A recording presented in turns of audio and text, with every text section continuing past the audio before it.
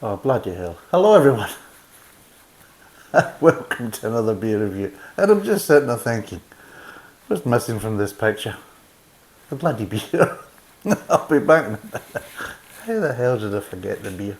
I'm a bloody idiot. Right. Anyway, we're back on the Yorkshire series. So we are. Where is that bloody beer?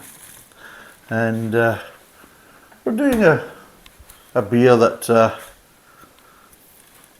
hopefully it should be a good one. I think it should be a good one. It's from a brewery that I quite like some of the, like the hat by the way. Yeah, I just basically didn't want to be associated with or mistaken, because my hair was getting a bit longer and I didn't want it to be mistaken from another beer reviewer on YouTube that's got kind of longer hair that ties it in a kind of ponytail, because I didn't want to kind of like feel that maybe I might be copying him, you know. But so I thought I'll put a hat on just in case, because I'm supposed to get a haircut, but I've not a chance. And anyway, so yes, so we're back on the Yorkshire series, and today we're going to be doing Theakston's XB, ooh, which is a ruby ale. Ooh, how lovely is that? So yes, so it's a ruby ale. It's 4.5%. It's legendary ale, so it's classic full-bodied ale with a delicate Calvados aroma and subtle rhubarb. I do like rhubarb. I'm a fan of rhubarb. I think this is the problem with the world. When rhubarb started to get out of fashion, that's when we started to get all this nonsense in this world. That's when it all started to turn into a circus. And it's all down to people not appreciating and eating enough rhubarb. Life was simple and rhubarb was about. Stewed rhubarb, you can't go wrong with it. And I think that's why we're in the shit we're in now, is because there's not enough rhubarb being consumed. So yes, subtle rhubarb and apple flavours for a rich finish. There we go. Unpasteurised and cold filtered. There we go. Now, just in case people don't understand, now you probably don't understand pasteurisation or pasteurised milk, but it's the same type of situation. If you pasteurize the beer, it's because during conditioning, especially if there's going to be in the bottle and it's going to be a slightly higher sugar content, because what they'll do is you can sweeten after the fact. There's lots of little kind of, I'm going to do a brewing videos and things like that and kind of break things down, but there's a lot of kind of jiggery pokery going on with the brewing industry, not just with beer but with lots of different aspects of the brewing industry. But one of the things is basically you can basically add sugar for conditioning purposes, or you can add it for basically to provide sweetness and things like this.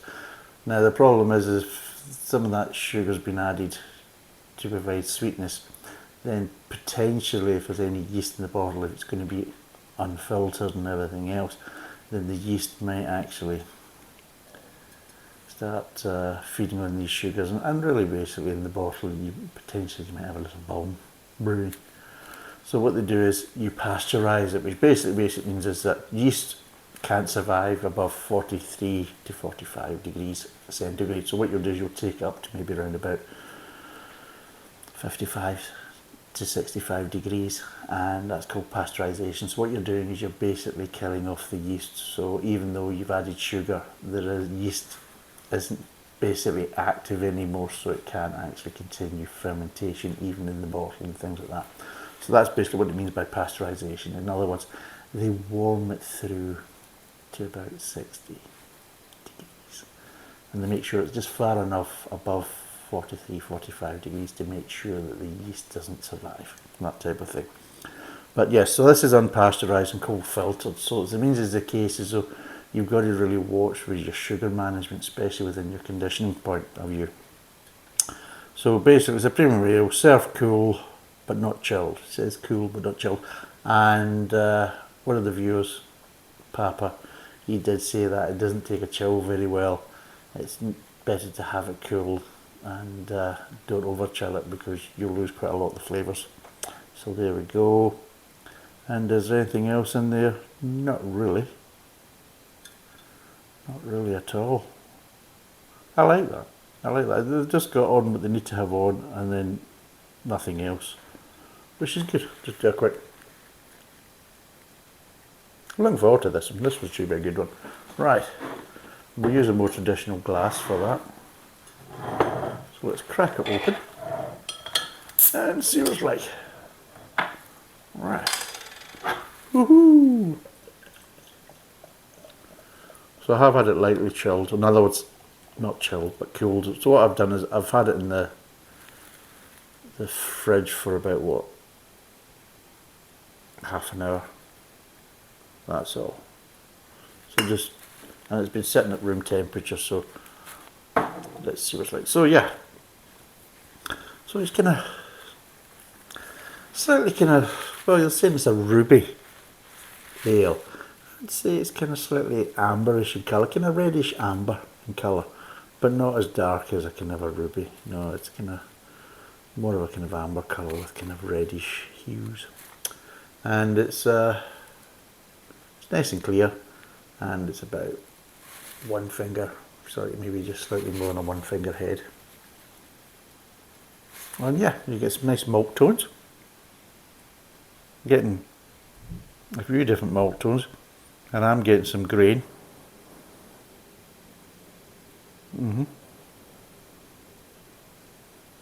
So I'm getting little hints of caramel, but I'm also getting little tones of toffee as well. Now Calvados. Can't quite smell it. What did they say? Was it? No, it's the wrong bottle. What did they say? Let's just see. Calvados aroma. Not really picking up Calvados. And they're saying subtle rhubarb and apple flavours for a rich finish. So let's see what it tastes like.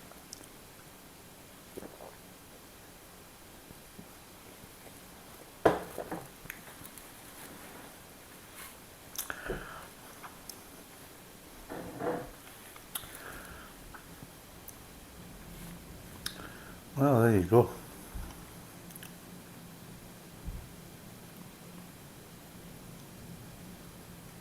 It's got some body there.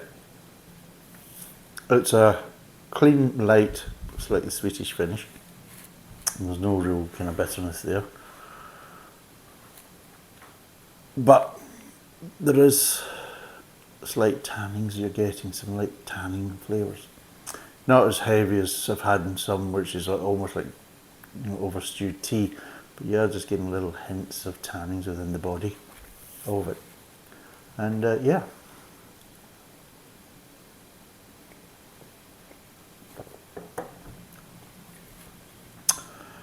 It is definitely malt forward, but it's quite nice. I mean, this is the thing.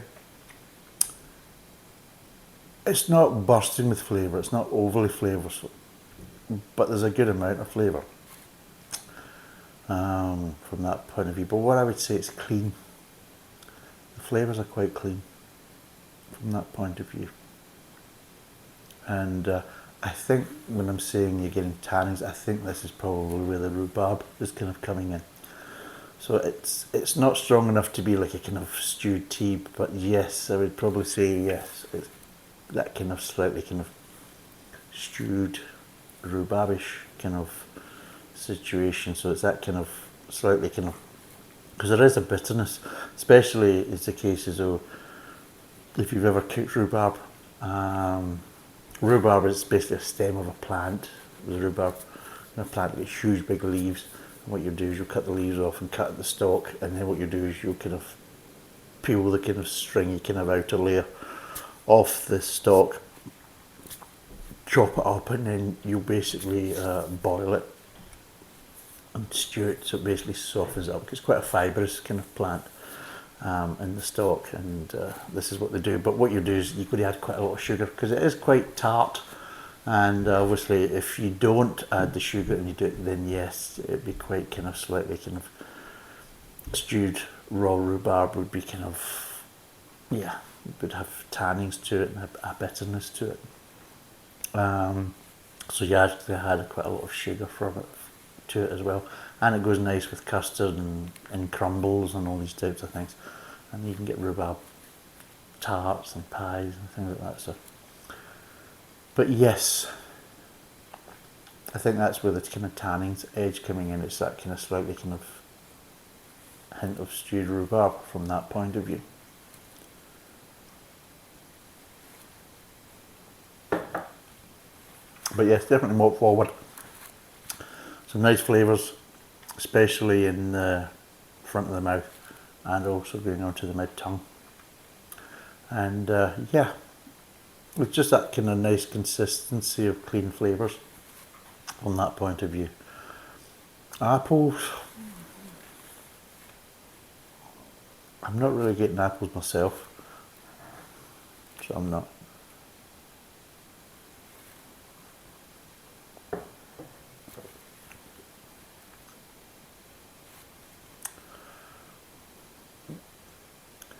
No, I'm not getting that, because the problem is if you're going to get slightly apple flavours, you've got to have that slightly acidity with it as well to get that kind of apple flavour, and it's not really there, you know, from that point of view. So you don't get stewed or even fresh crisp apples either. And yeah, there's no real kind of tartness there from that point of view. So maybe other people get it, but I'm not getting that type of flavour. But yeah, it's a nice beer. It's quite an easy kind of, I think it's a good winter beer. I think it'd be a good winter beer from that point of view to sit and enjoy. And I would say that quite a lot of, like, with Theakston, one of my go-to enjoyable kind of run-of-the-mill beers is Old Peculiar, and I do enjoy that in the winter. I don't touch it in the summer from that point of view, and I would say that this has that kind of a similar kind of feel to it. It's more of a winter beer from that point of view. I really wouldn't go for it in the summer. Other people are different. They will drink the same beer regardless of the climate and the weather and whatever. And that's fine. Whatever the season is, they're consistent with their beer choice. I tend to go for darker beers in the winter and lighter beers in the summer, but I will also alternate, because even when I'm drinking darker beers, it's not all darker beers. As I've said before, I kind of alternate between, so I'll have a lighter beer and a stronger darker beer, and I'll kind of alternate between the two as I'm drinking. So from that point of view, I won't have the same beer again and again and again through the night. I'll have one beer of one type and then another beer of another type, and then back onto the first beer again for the third, and then back onto the second beer for the fourth, and it just goes on that way. So I assign one odd, one even, and that's how we go. Unless we've got kind of different ones, because one of the things is when I go shopping for beer, I'll maybe buy my kind of usual haunts, but I'll maybe try and get something different for a couple, just to try and things like that. And of course, if I see something interesting, I might just get a bottle, but I'm not going to drink it that night. I'll maybe just keep it to review. So that's how I tend to kind of go. So let's kind of break down these flavours.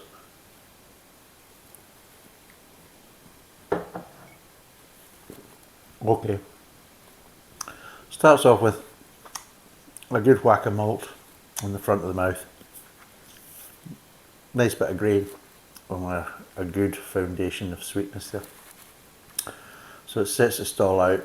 Malt forward, but the thing is with the malt is you're getting slightly two flavours of malt. You're getting a kind of a toffee kind of flavour in the malt, but you're also getting this kind of caramel accent as well, just ever so slightly creamyish.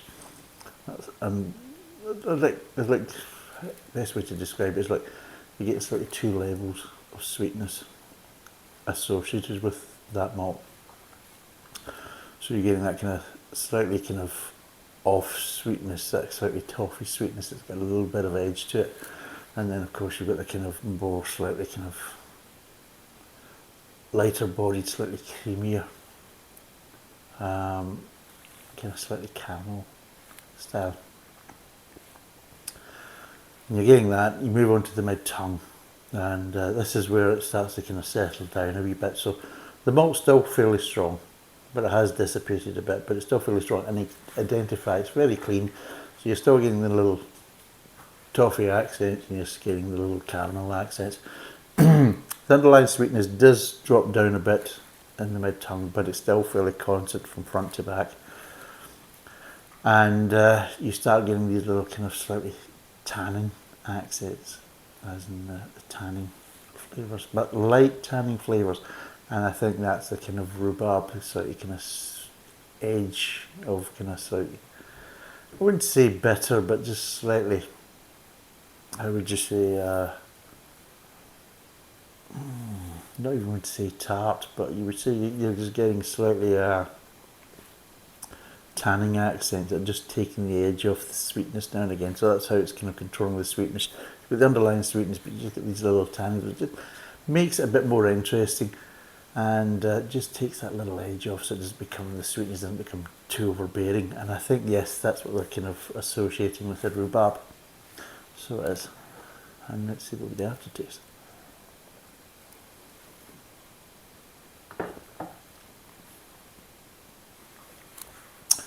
Moved on to the aftertaste, and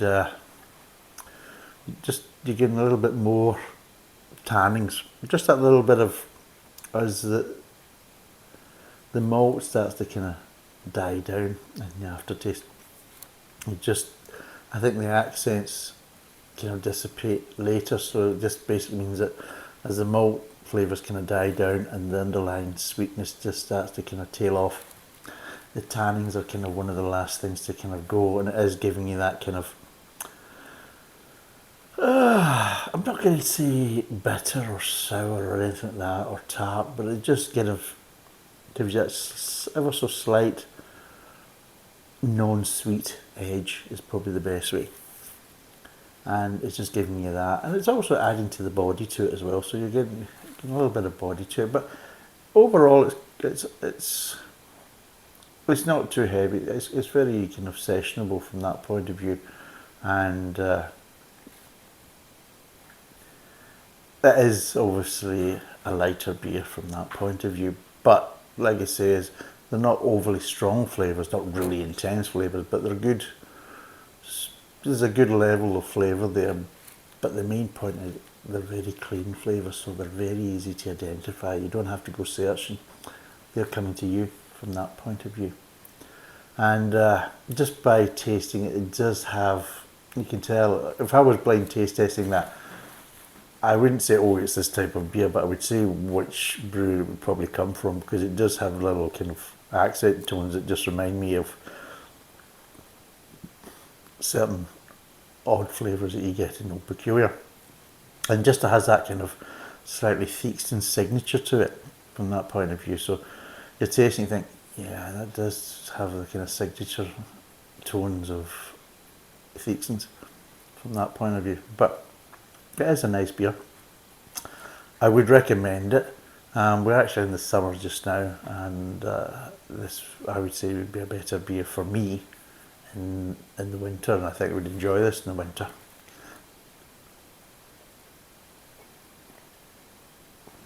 But yeah, it's a nice beer. Now, what would I give this out of 10? Now, there's a question.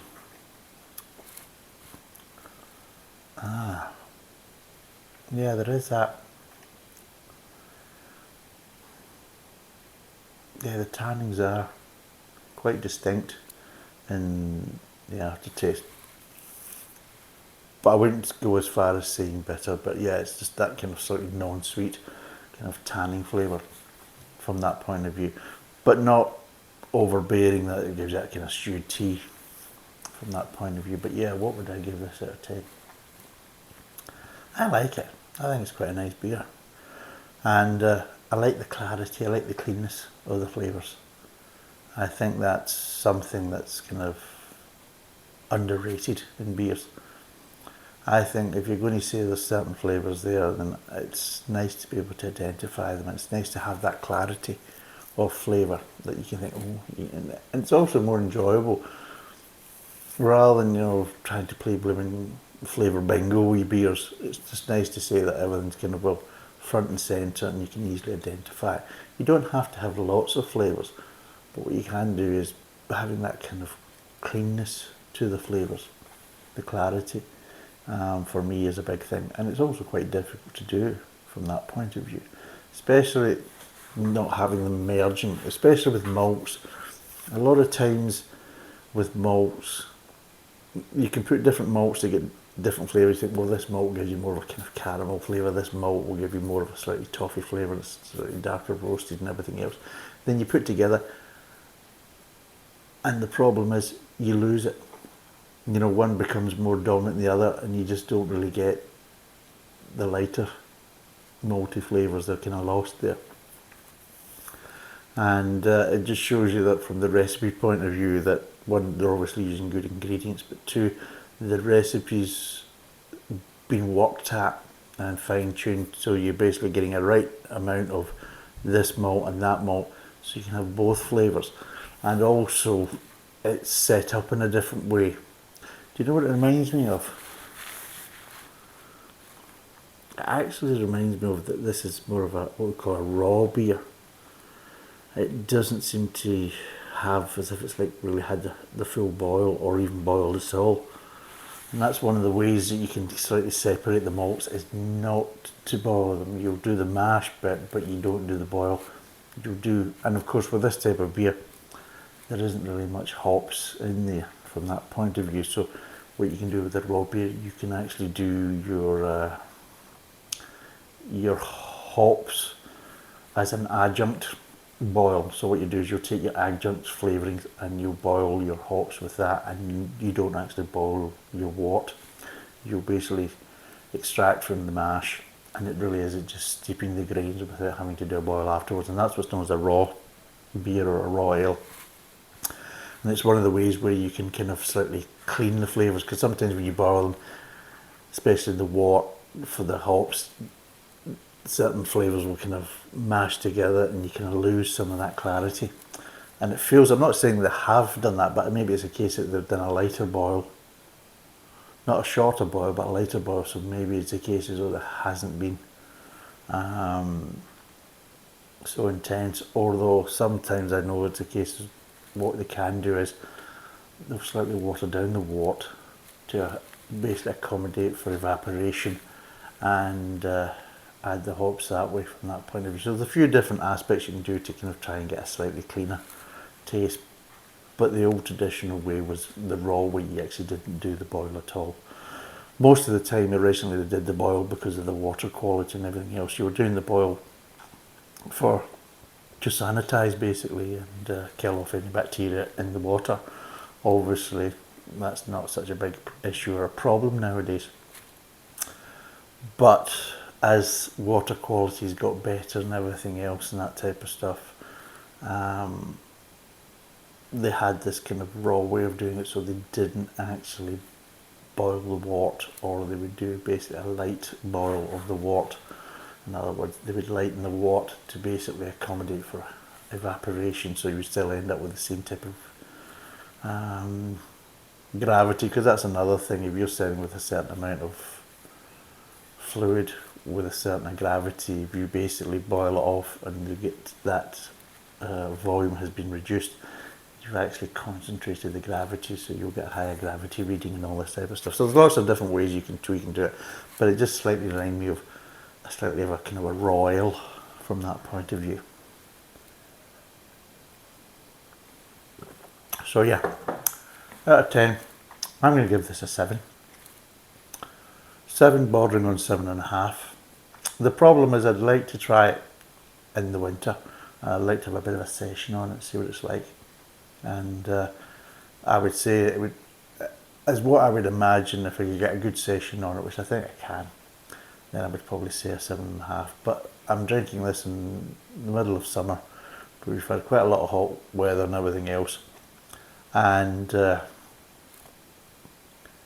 it's at the temperature where, for me right now, it's got the flavours and everything else, but I'm looking for that bit more refreshment that I'm not going to get with this type of beer in this type of kind of weather just now, because I just feel uncomfortable and I just want something that's kind of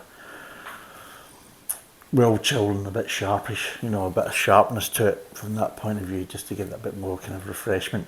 Whereas this is more of a kind of warm, kind of cozy kind of beer. It's kind of, you know, wrap yourself up in a duvet from that point of view. But yeah, 7 to 7.5 depending on seasons or climate, I would give this. But yeah, I would recommend it, and yeah, give it a go and see what you think. So it's roughly about £2 a bottle. It's 4.5%, 500ml bottle. Thanks for watching. Cheers. Bye for now.